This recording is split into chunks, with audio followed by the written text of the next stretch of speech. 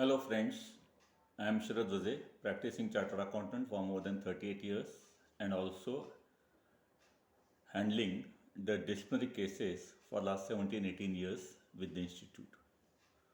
Today we are going to see clause number 9 of schedule 2 part 1 applicable to practicing professionals. A chartered accountant in practice, or for that matter, a professional in practice, shall be deemed to be guilty of professional misconduct if he fails to invite attention to any material departure from generally accepted procedure of audit applicable to the circumstances.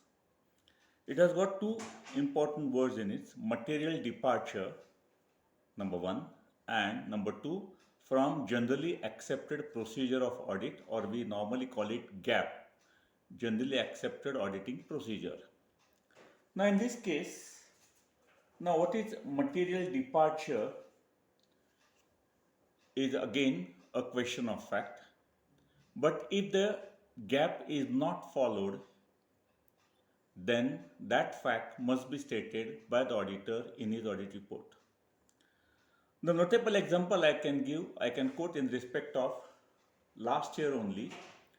For the financial year ending 31st March 2020, because of COVID 19, all of us are aware that the bank branch audits or other audits have to be conducted without visiting the auditee also, especially in case of bank branches if they are in containment zones or where there is movement is prohibited for outsiders except the bank employees. In that case, the audit has to be done from the offices of chartered accountants rather than visiting the bank branch as well as visiting the clients of the bank wherever required. Now, this is a material departure from generally accepted auditing procedures because it is expected that the auditor shall visit the auditee office, accounts department, or wherever it is situated, and based upon the evidence that he gathers over there, he will form the opinion. Now, last year it was not possible, so it was a material departure. So that fact was highlighted, and the institute has also directed the auditors to disclose this fact in the audit report that the visit to a particular auditee or to a particular branch was not possible because of the movement restriction on account of COVID-19. Now, as what is meant by generally accepted auditing procedures? Now, again, this is a question of facts and it may vary depending upon the circumstances. Now, what are the auditing procedures generally accepted in India? According to SEBI directives, the auditors of a listed company must have gone through the peer review procedure to be conducted by peer review board of the Institute of Chartered Accountants of India.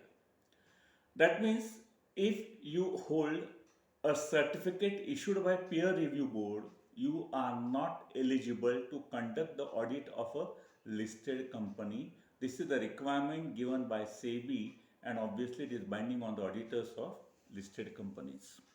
So this is an accepted procedure that auditors of listed companies should have done the peer review of their entity. Then every auditor must state in his audit report FRN number, firm registration number. So it is not sufficient to say XYZ and company chartered accountants and below Mr. X and proprietor or partner. You have to state the firm registration number as well as you have to state the membership number of the person signing the audit report. Because I have seen some 30-40 years back, the audit reports of well-reputed firms used to sign for XYZ and company chartered accountants, and they used to simply sign for XYZ and company. That means who is the person signing the report, audit report on behalf of the partnership firm, it was not indicated. His membership number was not indicated. Now it becomes difficult in practice to whom the institute should hold responsible for any lapses in the auditing performance. As we have seen in these lectures earlier, the concerned member is responsible for any professional misconduct and not the partnership firm. Now, this helps over here. Otherwise, the entire partnership firm may be subject to misconduct, and it will be very difficult to hold any particular member. So, this accepted procedure requires that the name of the firm as well as the FRN number and the membership number of a person who is signing the report must be disclosed, must be stated accordingly, so that in the event of any negligence, the concerned member can be held responsible for professional negligence or professional misconduct and not the entire firm. Because in India, only a member is answerable, not the entire firm. Likewise, the accepted procedure requires to have UDIN, unique document identification number, in the report itself, that is below the report, we state that UDIN number, first two digits are year, next six digits are membership number, and then we have been given six alphabets starting from 6 times A, second certificate will be 5 times AB, likewise, like RTO numbers, and four numerical numbers. So that is how ODIN is generated. It is mandatory to have ODIN in respect of audit reports where the auditors have expressed a new opinion. There are ODIN guidelines to which we will go later on after we conclude the Schedule 1 and Schedule 2 to the Chartered Accountants Act.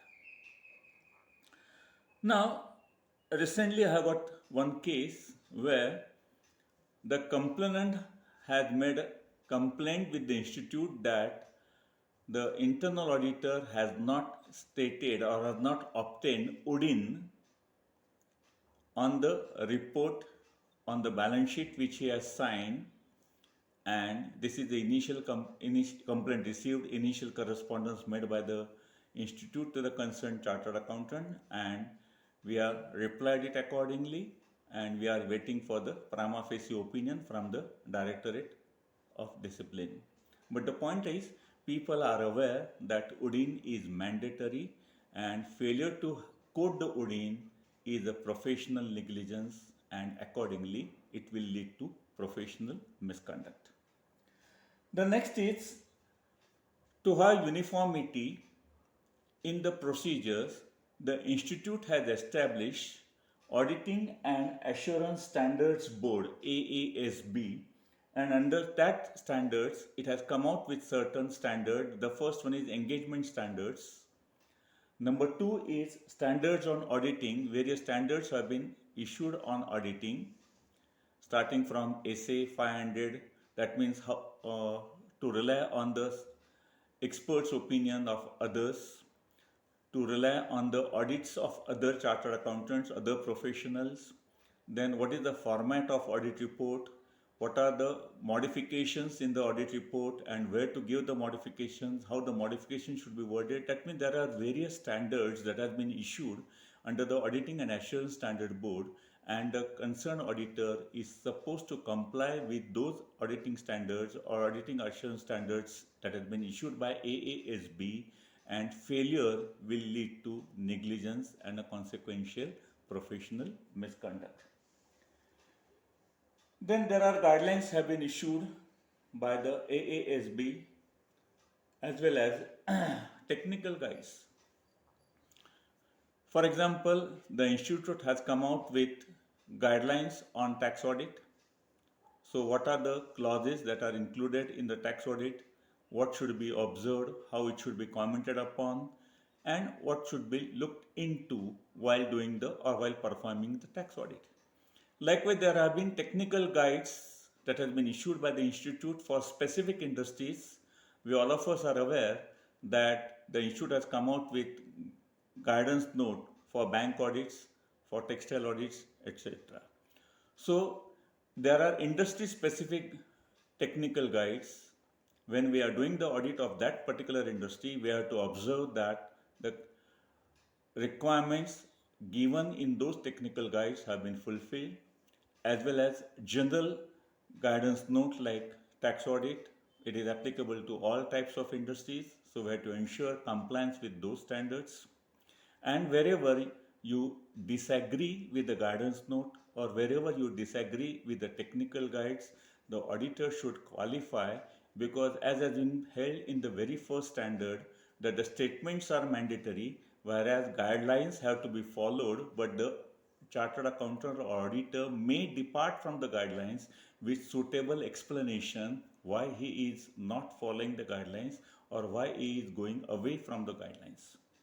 So these are the requirements of clause 9, which says that fails to invite attention to any material departure and from the generally accepted procedures of audit applicable to the circumstances. Then clause 10 is a small one for its applicability. It says a professional shall be deemed in practice shall be deemed to be guilty of professional misconduct if he fails to keep monies of his client other than fees or remuneration or monies meant to be expended in separate banking account or to use such monies for purpose of for which they are intended within reasonable time. In the course of practice, we receive monies from our clients. It should be deposited into a separate bank account.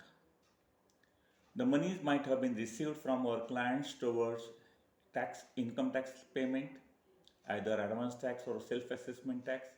The clients may not be having net banking facility, so they prefer to make payment to professionals, and from our bank account we make the payment of taxes.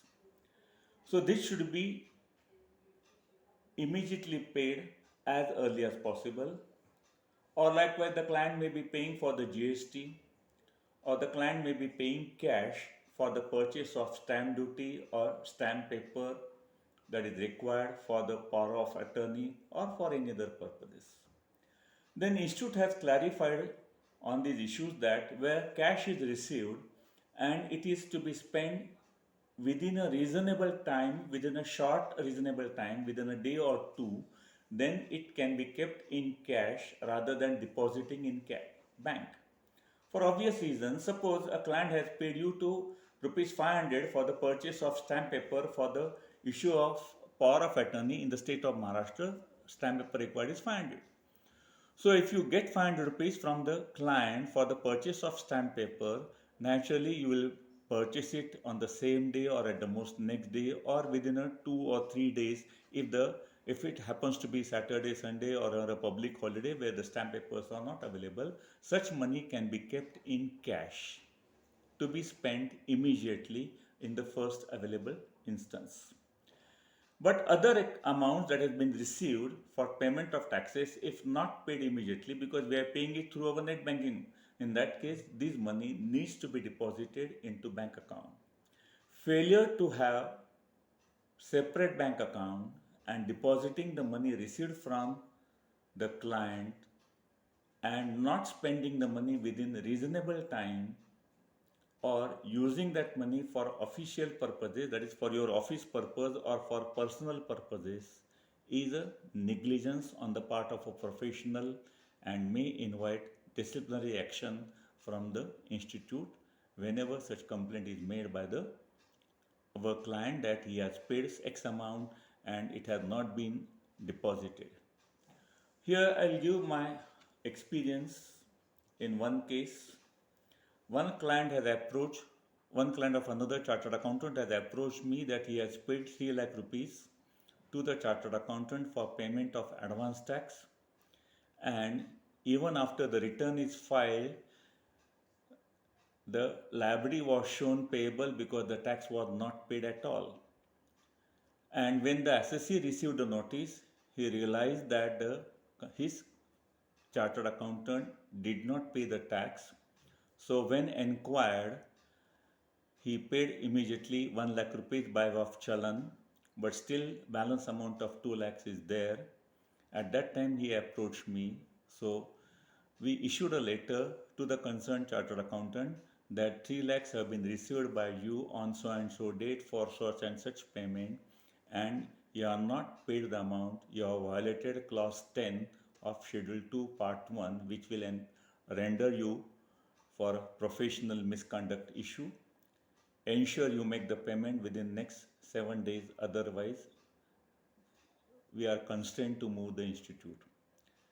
Mind you, on the third day we got the challan from the concerned chartered accountant having paid this 2 lakh rupees on behalf of the client.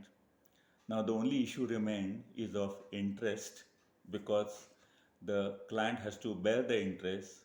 Then I advise him, better you resolve the issue with your client, because 3 lakh that has been received has been paid off. It is not advisable to pursue the matter, because it will take another 2-3 years of your time, as well as nothing will come out of it, because he has paid it. Only thing, probably the committee may issue a reprimand that henceforth take care that client money is used immediately for the purpose for which it has been given.